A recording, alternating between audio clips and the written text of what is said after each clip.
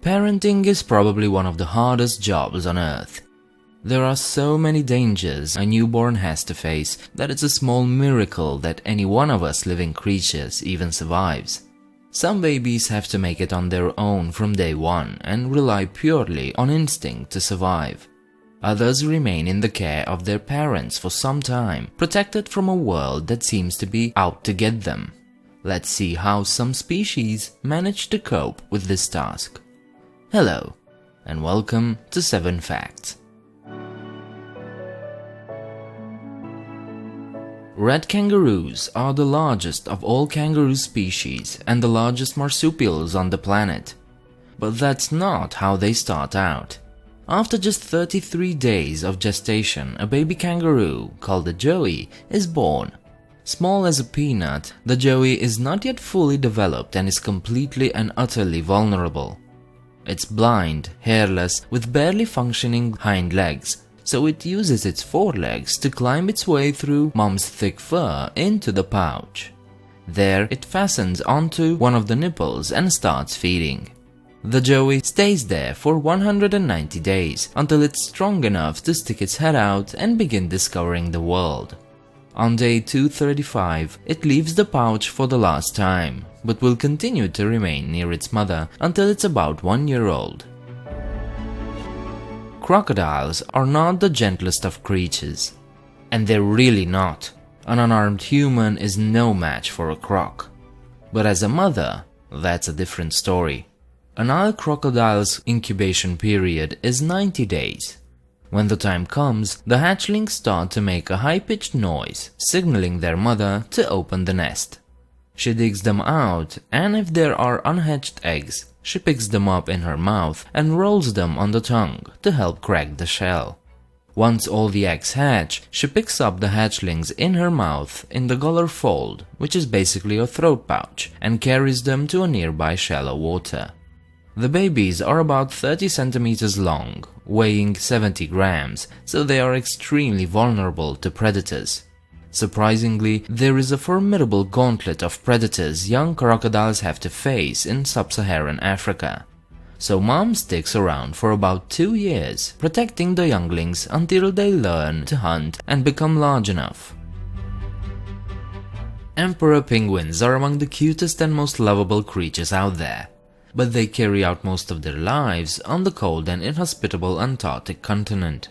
So how do their cubs survive such a harsh environment? Well, unlike in many other species, it's dad who takes care of things. Emperor penguins don't make nests. The female transfers the egg to the male, who keeps it on his paws. This transfer is difficult, and sometimes the egg can crack and the chick within dies. When they do succeed, the mother returns to sea to feed for about 2 months.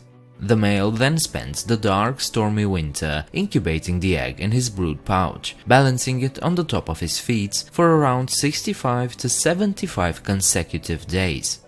By the time the egg hatches, the male will have fasted for around 120 days since arriving at the colony. To survive the cold and savage winds of up to 200 km per hour, the males huddle together, taking turns in the middle of the huddle. The chick usually hatches before the mother's return, and the father feeds it with a curd-like substance, which is produced by a gland in his esophagus. The father is able to produce this crop milk to temporarily sustain the chick for only about a week, until the mother returns from fishing at sea with food to properly feed the chick. If the mother penguin is delayed, the chick will die.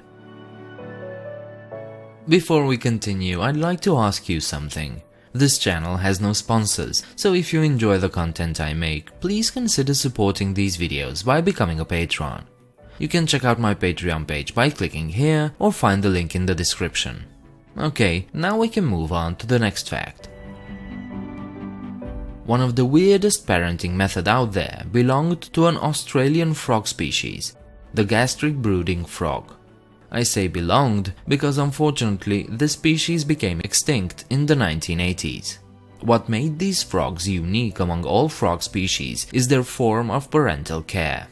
Following external fertilization by the male, the female would take the eggs or embryos into her mouth and swallow them. At the time the female swallowed the fertilized eggs, her stomach was no different from that of any other frog species. But once she swallowed the eggs, the jelly around them contained a substance that turned off production of hydrochloric acid in the stomach. This way, the eggs and later the tadpoles weren't accidentally digested, but this also means that the mother wouldn't eat anything until her newborns were ready to leave. When the time came, the fully developed baby frogs were pushed out or regurgitated.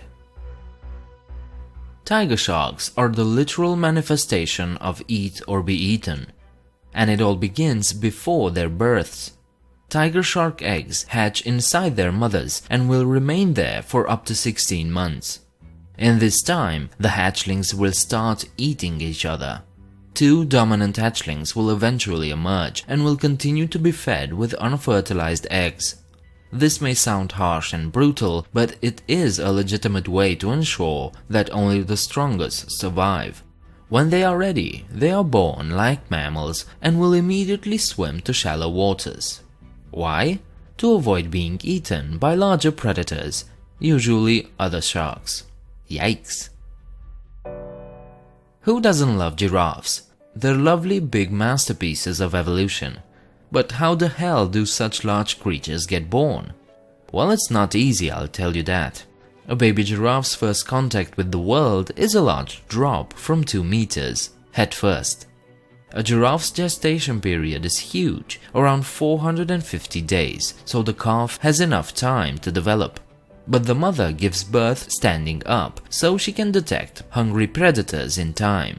The newborn calf is already about 2 meters tall, and within a couple of hours tops, it can already run. This is vital because if a predator does come around, both the mother and the calf can run away to safety. Last but not least, we have the arowana fish. They are mouth brooders, meaning they care of their younglings by keeping them in their mouths. In this species, it's the male that does the job. It swallows the fertilized eggs, and for the first 3 weeks of their lives as hatchlings, they live in dad's mouth. From time to time, the male opens his mouth for 10 to 15 seconds and the tiny fishies come out to feed on algae and larvae. If there is some danger lurking around, they immediately return to dad's mouth.